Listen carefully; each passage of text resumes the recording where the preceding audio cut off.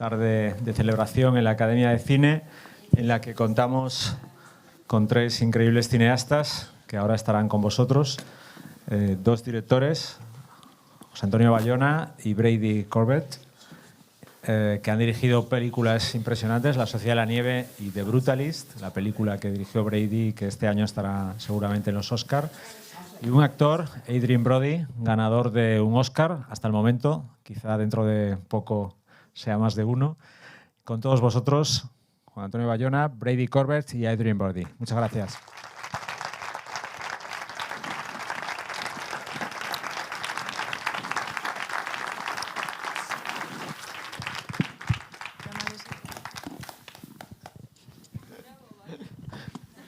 Come on, guys, let's go. Okay. Yeah. Es que me han dicho, no les presentas, entonces estaba esperando que entraran.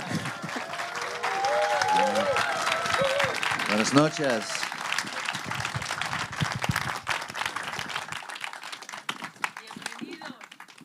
Thank you. Gracias. Gracias. Hola, ¿qué tal? Buenas tardes. Bueno, insisto, yo no soy entrevistador ni periodista, lo haré lo mejor que sepa, pero me hace mucha ilusión estar aquí. I think you had translation, right? Sure. Fantástico. Me hace mucha ilusión estar presentando esta sesión con dos artistas de la talla de Brady Corbet y Adrien Brody, con una de las películas que ya a 17 de enero creo que estamos, ya es una de las mejores películas del año, así que para mí es un placer.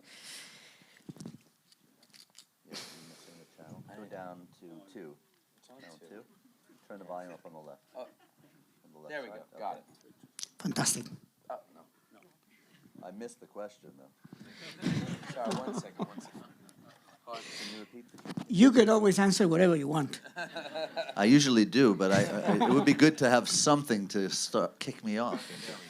Yeah, and I was saying, estaba diciendo que estamos, creo que 17 de enero o algo así, y ya podemos decir que esta es una de las grandes películas del año, una de las más importantes y las que más se va a hablar en el futuro, y es un honor estar con vosotros, que además tienen una agenda, os podéis imaginar, ahora mismo imposible, así que estar con ellos es un placer.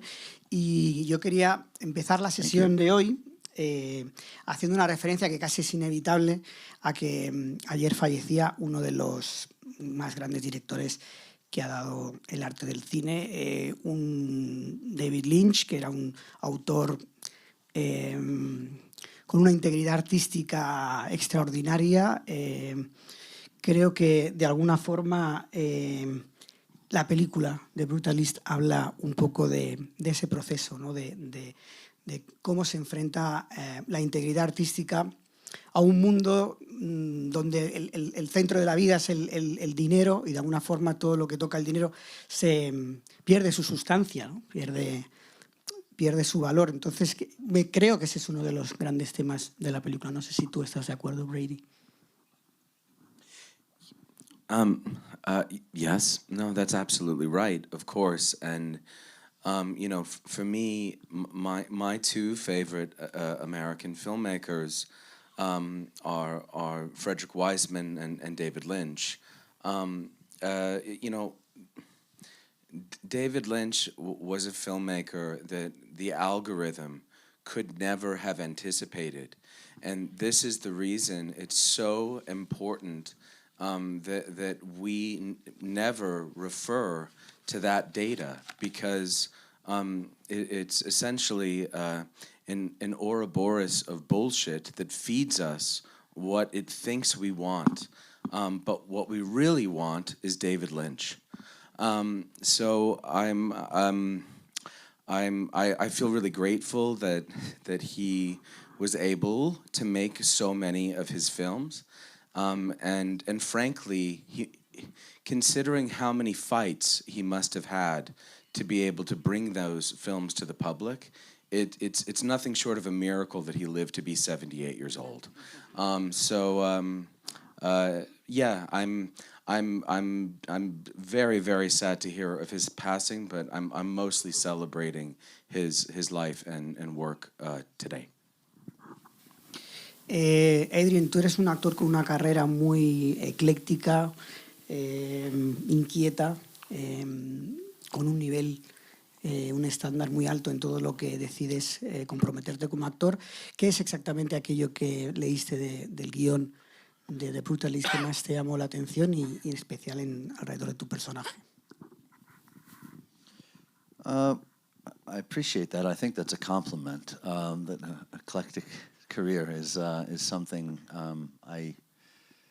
I guess I strive for. I think the beauty of being an actor is to be a chameleon, and part of being a chameleon is getting to explore different genres, different types of human beings, different circumstances, and be experimental in the work. And regarding the screenplay, I was very moved by it. It's just a really beautifully written, fully formed work with tremendous complexity, and complexity, frailty, many flaws for the protagonist, which we all know is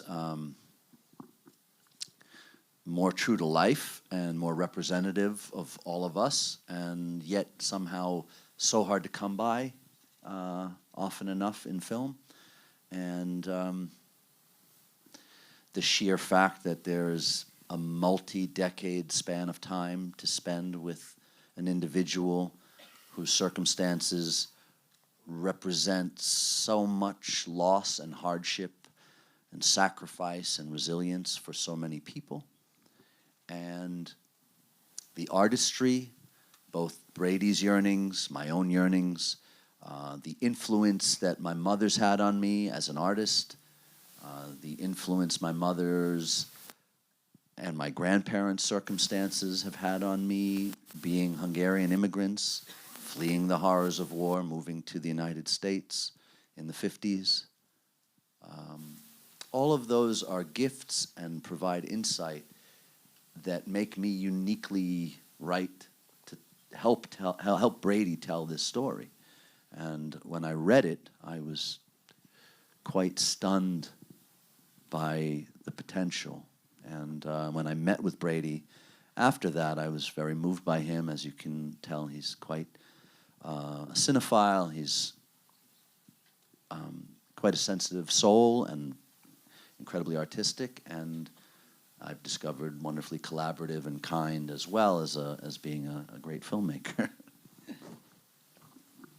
La película se abre con una carta de Elizabeth, que hay una cita de Goethe que dice: nadie es más esclavo que quien falsamente cree ser libre.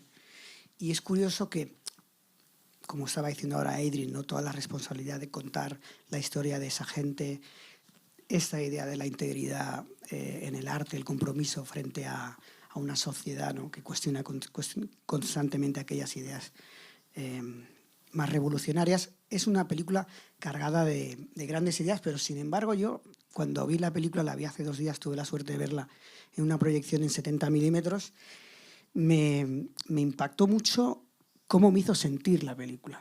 De alguna forma la película me hizo sentir prisionero, como que estaba atrapado dentro de ella, casi como si estuviera yo entre esos muros de hormigón.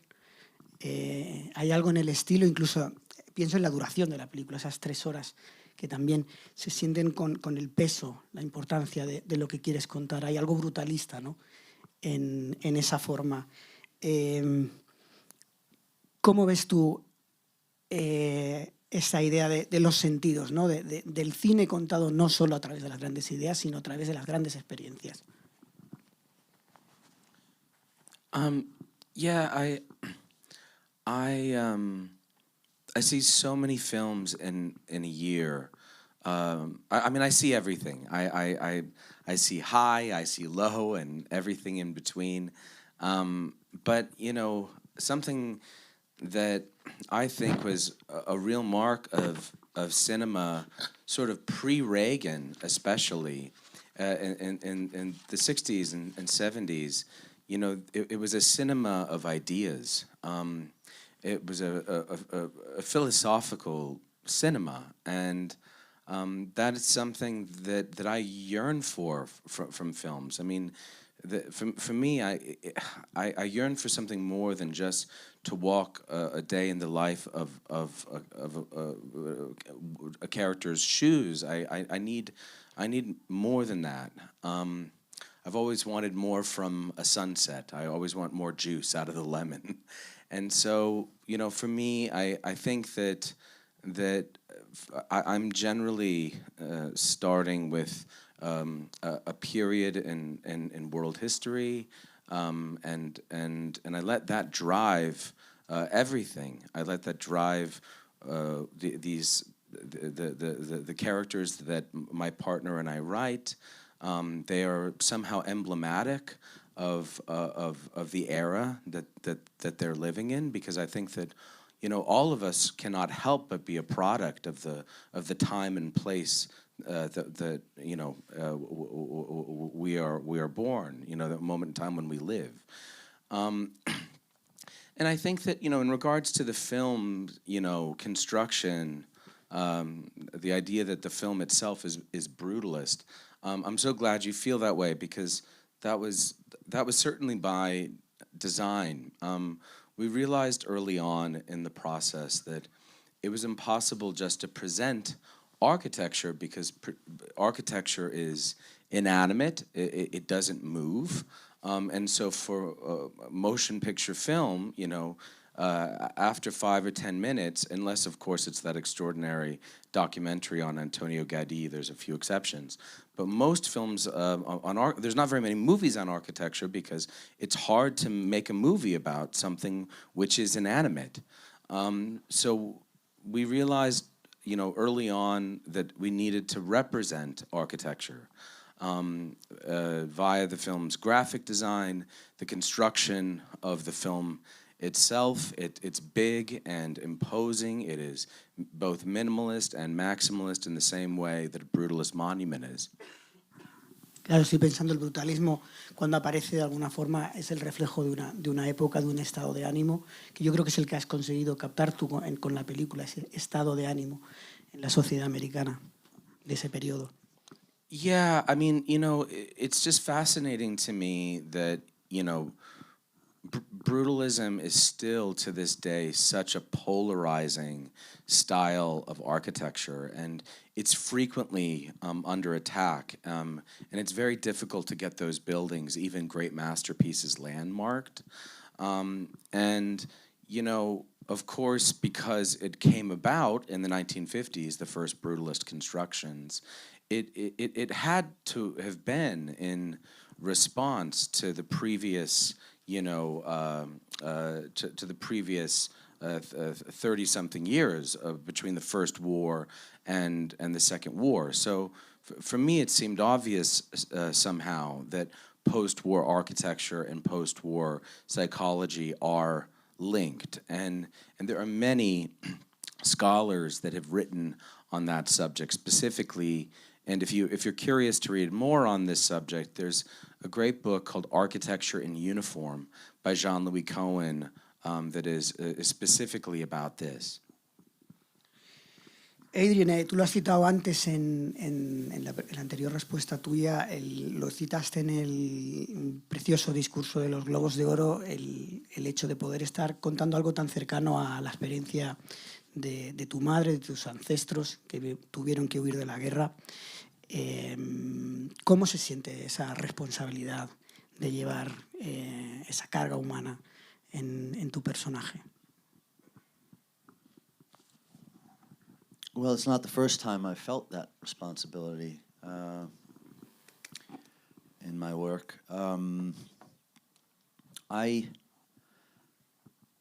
This was more of an honor and a chance to really find the beauty of art and of being an actor is that you can find meaning and purpose for suffering, loss, sacrifice, and the understanding of those emotions and experiences. And and they bring truths and understanding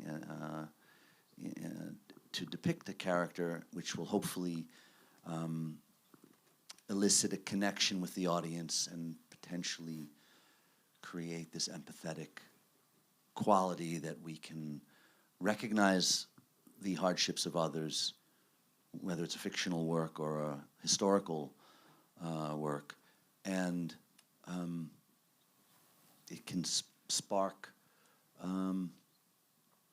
that connection that we all need and need to uphold, and it can break down certain ideas and concepts of others. And the immigrant experience is one that is quite common, and the hardships that so many people have to find beyond the hardships, the desperation of so many people on this planet is not something that we can take lightly, and it's intimate to me, and it just feels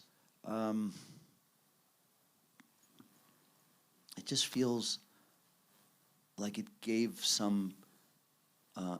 me a chance to acknowledge the sacrifice and resilience that's come before me, that has given me the freedoms that I have, that I don't take for granted, and to put that into a work that speaks to something much bigger, but that I have insight into. So it is remarkable. It's brought my grandparents closer, the memories of them. They passed when I was younger. My grandfather passed away when I was quite young, and I think it's been quite wonderful for my mother, whose work is, I would say, also influenced, as Brady mentioned, how the traumas and experiences in our lives shape our work as artists. I've witnessed that, I think, through my mother's work and her own sensitivity to others, and it gives me a sense of great gratitude, because there are many ways one's career can go, and as much as you strive to find work of great meaning, as an actor, you're forced to interpret what is presented and available to you, and the fact that this subject matter and all of these complex things that we've spoken about were invoked by Brady and Mona. It's given me, it's lifted me up in a way, and lifted up their struggles, and as I said, I'm very moved by all of it, as well as how it's touching to so many people in the world. Sí, de hecho, pienso que no solo da sentido a tu trabajo, sino que de alguna forma también el arte es capaz de convertir algo terrible, algo horrible, en algo bello, en una obra de arte, ¿no? Como es el caso. Esto no era una pregunta, esto es un comentario. Brady, tenemos aquí un montón de gente que trabaja haciendo cine, en el cine español. Estábamos comentando antes que tu película, para el que no lo sepa, es una película pequeña, independiente, que no sé cuánto es el presupuesto, está entre 6 y 10 millones, que es un presupuesto alto para España, pero accesible.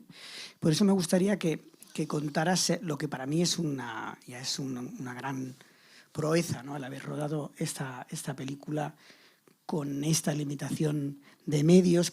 Me imagino que es muy importante como cineasta escoger qué se ve, lo que no se ve también en la pantalla, cómo se ve. Sure. Pongo un ejemplo que me parece extraordinario de cómo conviertes la limitación en virtud, que es el plano icónico de la Estatua de la Libertad, boca abajo, ¿no? Que es la mejor forma que puedes mostrar la llegada a América de estos inmigrantes y seguramente la forma en la que puedes permitírtelo con el presupuesto que tienes. Y pienso también no solo lo que se ve, cómo se ve, lo que no se ve, sino lo que se oye. Hay una gran recreación de la época con el sonido. Quiero que me hables un poquito de tu trabajo en ese sentido. Yeah, over the years, I have become quite accustomed to operating without a safety net. I think that, and I understand why, but I think, I think a lot of filmmakers and their teams, especially their heads of department, are concerned that they'll be unhappy with, one version of something, and so they want to provide you with many, many versions and many options. So they give you a space that's 360 degrees, but, half the time in movies, or even more than half the time, you only end up seeing a small sliver of that space. So, I said to my designer, this is the frame, this is the lens, and, there was some latitude. I would say, give me a little bit more than I'm asking for, but I don't need an entire space. Like, a bathroom is just a stall and a toilet. And it's going to be on a long lens. That's all I need. We're never going to see the ceiling, so don't worry about the ceiling. I'll make sure that it's never featured, and if we accidentally do catch it as we're panning or tilting with an actor, then I promise you I'll just fix it with a very simple visual effect that I could do on my iPhone. It costs nothing.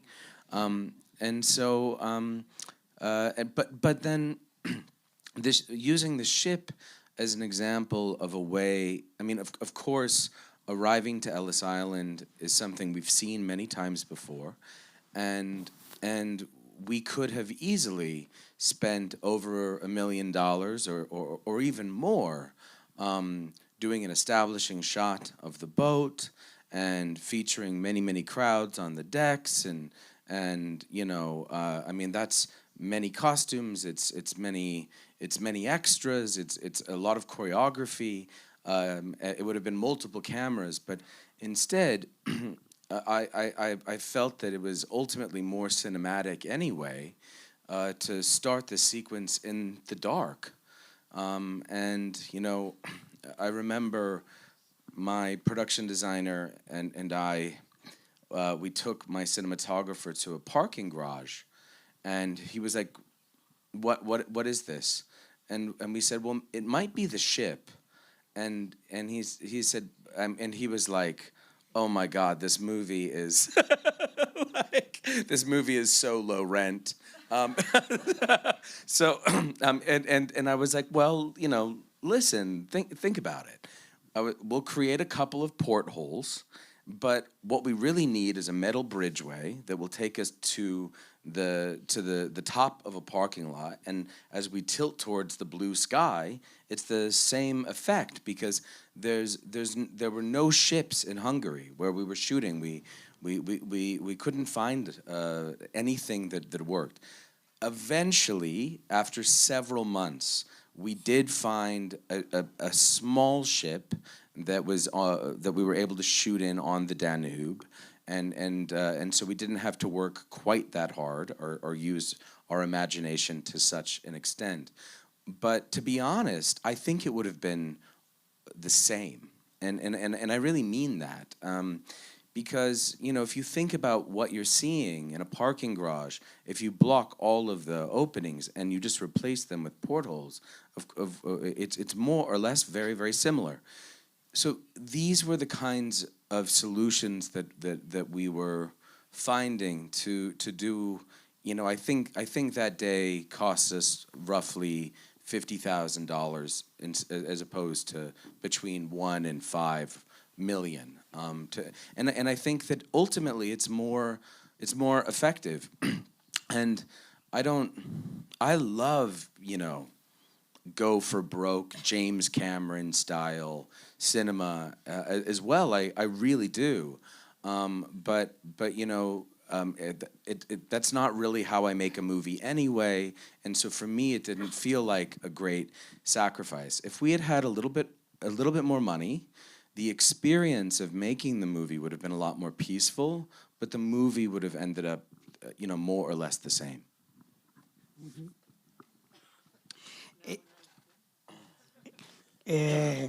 By the way, this is how we do movies in Spain all the time. So. I'm so sorry. That made me think of something so funny, which is that my mother and father-in-law, who are both Norwegian, because my wife is Norwegian, and every time we go home for the holidays, they're always cursing me for making such ambitious movies, because I'm miserable all the time, and I'm on the phone usually on Christmas Eve having an argument with someone or something. And they one time they tried to appeal to me and my wife, and they said, Brady, why don't you just make a film that takes place in the woods?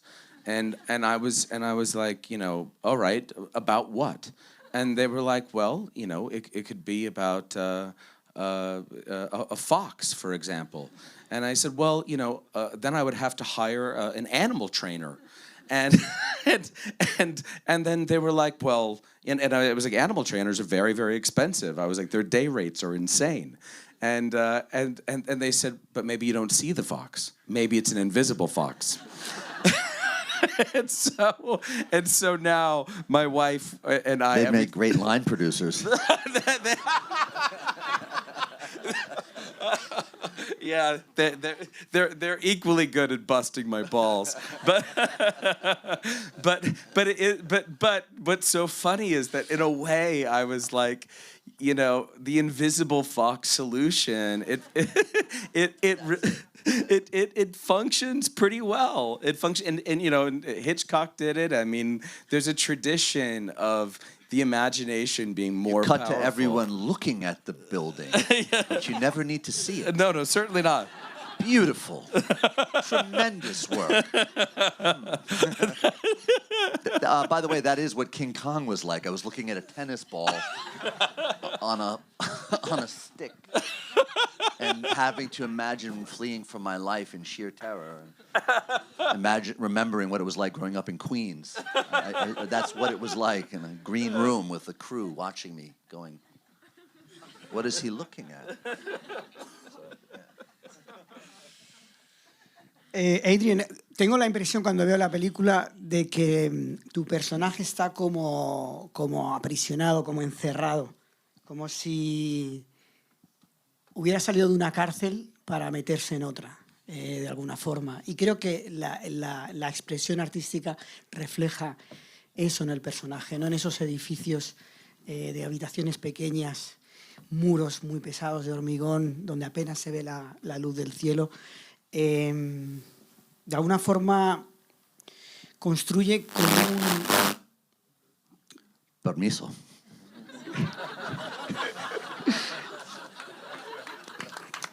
O sea,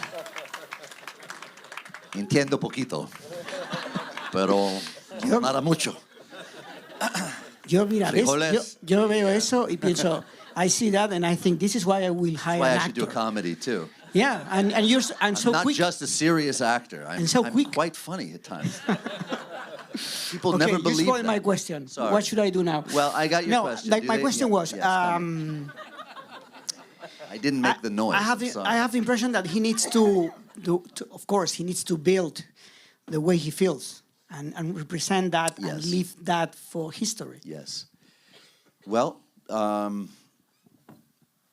it's a moment of catharsis. It's an opportunity for a creative way of memorializing the horrors of the past that may not be evident, and he does this surreptitiously. He does this in a way that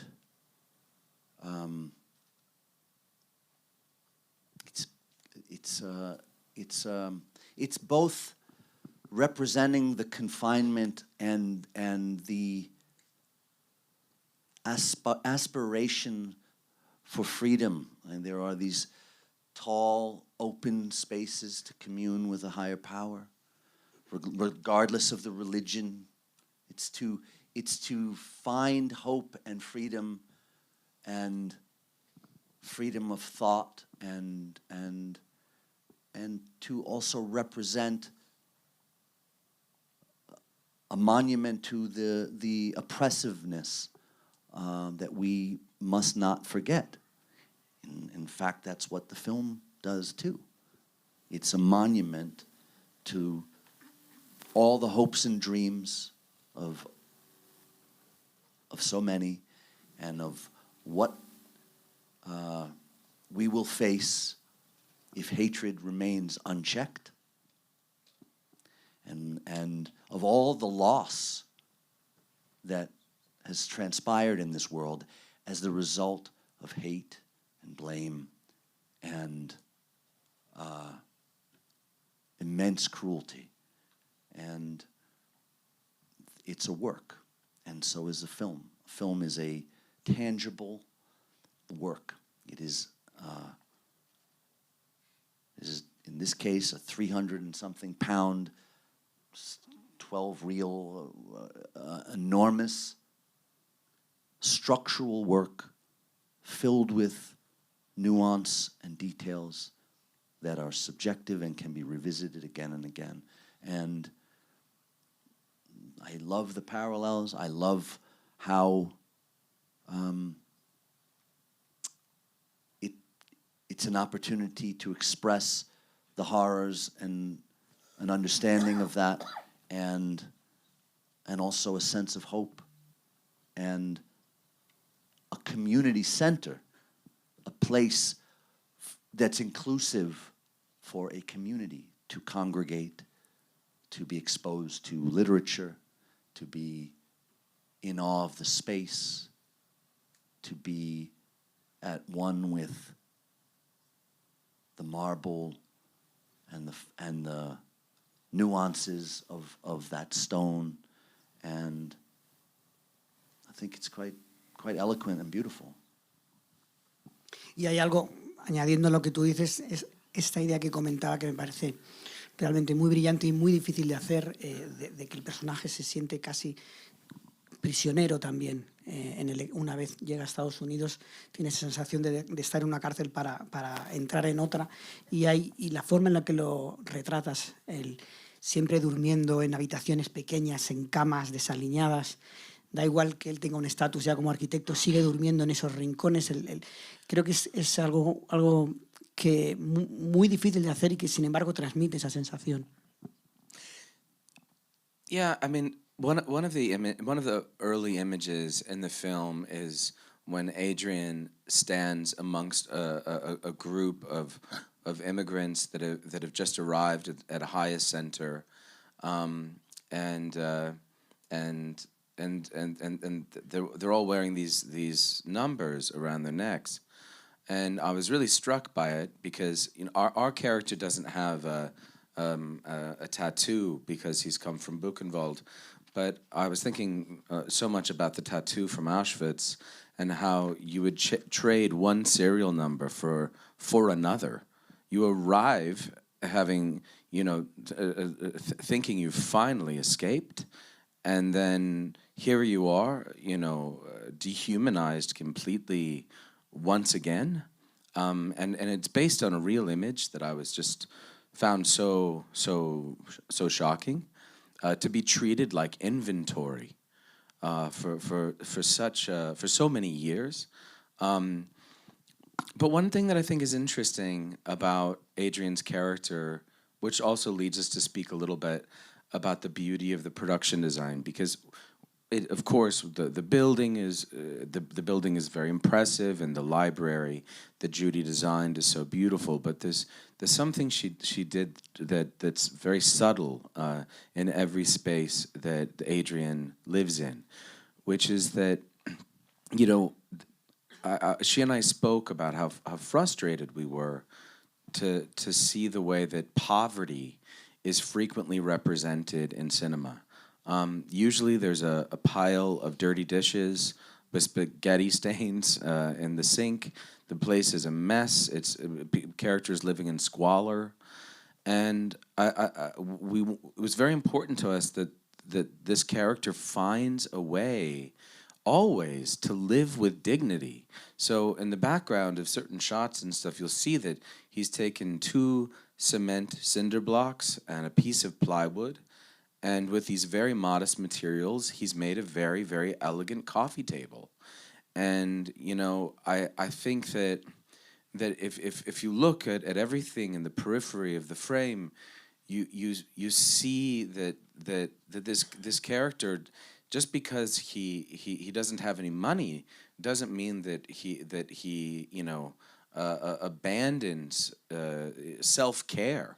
We even, my costume designer and I spoke so much about his clothes and his coat, and you know we looked at many photographs of bread lines, and you know people were exceptionally well dressed during the Depression. I mean, people still, you know, cared and took care to shave in the morning, and you know, I think that's something. It's a real credit to our department heads that they thought about those details, because that's not something that you would ever think about. You might not even see it, but you feel it. You feel it, and the fact that these characters find a way to live with grace and dignity, I think is much closer to the way that, you know, most of the struggling artists that I know, that's how they live. Sí, de hecho hay un detalle de vestuario que me parece brillante. Laszlo nunca lleva corbata en toda la película. Todos los personajes a su alrededor llevan unas grandes corbatas muy notorias y él nunca las lleva hasta el momento que lo descubrimos años después trabajando en un estudio domesticado de alguna forma, y tiene ese aspecto como de Norman Rockwell, ¿no? Con esa pipa, ¿no? Y me parece una manera extraordinaria de contar cómo ha cambiado el personaje a través del vestuario. Yeah, and how it represents his otherness. You know, the fact that, you know, because something that actually is a bit complicated when you are trying to convey for a contemporary audience bigotry and anti-Semitism circa 1945, 1950, and so on, is that because Adrien is Caucasian, we still needed to find ways that he would stand out in a crowd. So we intentionally hired extras and performers that were, you know, 7 or 8 inches shorter than him as often as we could, so that he would really stand out in a crowd. And you would always have this sense of otherness whenever he walked into a room. No sé qué iba a decir. Bueno, eres actor, empezaste tu carrera como actor. Me encantaría saber en qué medida te ha ayudado el empezar en el campo de la interpretación, y ya que tenemos aquí a Adrien, me gustaría saber exactamente cuáles fueron las razones por las que trabajaste con él. I think that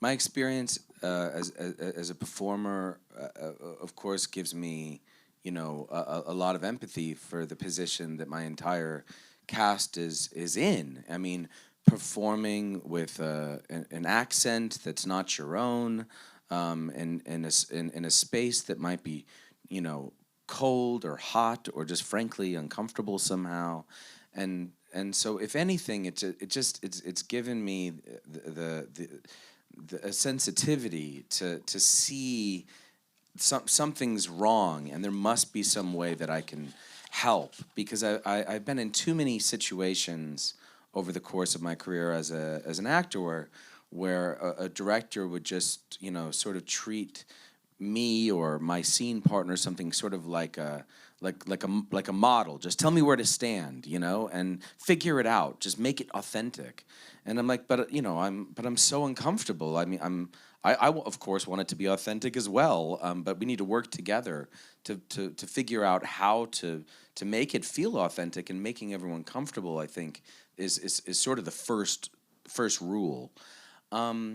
And you know, Adrien, and in regards to working with Adrien, I mean, I think the very first time that Adrien and I spoke, we really connected. We spoke the same language. We were on the same page, and you know those things in a few minutes. You really do. I mean, it's very, very rare that I've been surprised, you know, 3 months into a process. And you know, I needed a real partner, and in this, and Adrien is not just an actor; he's a filmmaker, and he thinks like a filmmaker, and he was helping me to fill in gaps. You know, like, hey, there's this thing, you know, happening over here, and maybe we can do something to keep the frame alive, or you know, he just has great instincts and extraordinary intuition, and so it felt like a very natural collaboration, and always respectful, always support, never meddling. Like, it was always constructive, and you know, and then and for the entire cast, everyone was so incredibly prepared, and they treated the material with a great deal of reverence. You know, many performers on the movie had been attached to it for many, many years. So everyone was very grateful when it finally got made. And so, you know, it was just one of those experiences where everyone is moving in the same direction. And fingers crossed it goes that way again for me in the future. But I feel very grateful to the entire cast. Adrien, quiero hablar de una secuencia que me parece extremadamente difícil y creo que es una de mis secuencias favoritas en la película, que es esa primera noche que pasa Laszlo con Elizabeth después del reencuentro, esa escena de cama donde estás con Felicity Jones, que es una actriz extraordinaria. He tenido la suerte de trabajar con ella y de alguna forma en esa secuencia de cama tan extraña, uno es capaz de entender muy bien a cada uno de los dos personajes, la relación que mantienen el uno con el otro, de alguna forma como esta mujer mantiene esa personalidad tan dura, tan fuerte frente a este hombre que está totalmente roto. Me gustaría saber un poco, me parece una secuencia extraordinaria, de lo mejor que he visto últimamente, y me gustaría saber cómo hicisteis esa secuencia. ¿Cómo se preparó? ¿Cómo se rodó? Well, I'm sure you and Mona had conceived of this wonderful way of. It's a. You know, there's so much that is kept in for both of them, and so much longing, and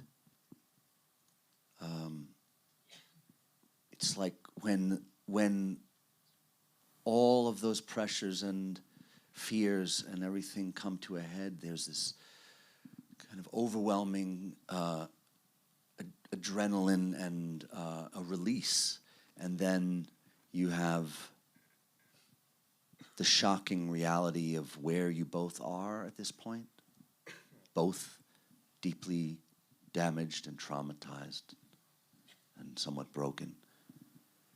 And her resilience and her spirit, and in fact, I speak about it a lot, of what Felicity has conveyed so beautifully in the film, is in spite of her physical debilitations, she is the foundation and pillar that keeps Laszlo upright and enables him to carry on building, and really speaks to that partner strong woman in an artist's life that must endure all of the devotion and maniacal obsession with one's work.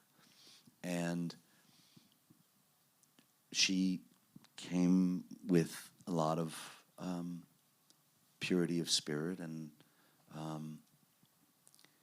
it was a lovely moment. It was just a lovely, there were all of those sequences, you know, where they're intimate together are so unusual and so intimate, so beautifully filmed and depicted. They're lovely. They're not the typical love scene in a movie, yet they're gripping and full of love and heartache and longing, and yeah. Última pregunta. Voy a hacer una pregunta un poco freak, porque he hecho yo alguna película de terror y curiosamente he visto en un tiempo muy cercano, he visto el Nosferatu de Robert Eggers y de Brutalist, y me llamó mucho la atención. Hay algo en tu primera película, por ejemplo, en The Childhood of a Leader, que tiene que ver en tono de estilo casi con el cine de terror, y me pareció que las dos películas reflejaban muy bien el tema de Drácula, del vampirismo. De hecho, hay algo en tu película epistolar, ¿no? Se relacionan por cartas, y hay un gran trato con un varón, ¿no? Con un conde, con el conde Drácula o el varón, y hay un proceso de vampirización también, y de alguna forma hay un momento en el que el vampiro muerde al personaje de Laszlo y él casi se convierte en un vampiro, ¿no? En la siguiente secuencia, cuando lo vemos en la obra, se ha convertido en un monstruo como es el varón.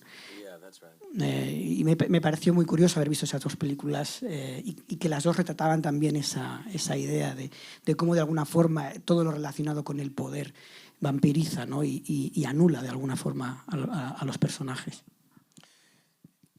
Yeah, no, I know what you mean.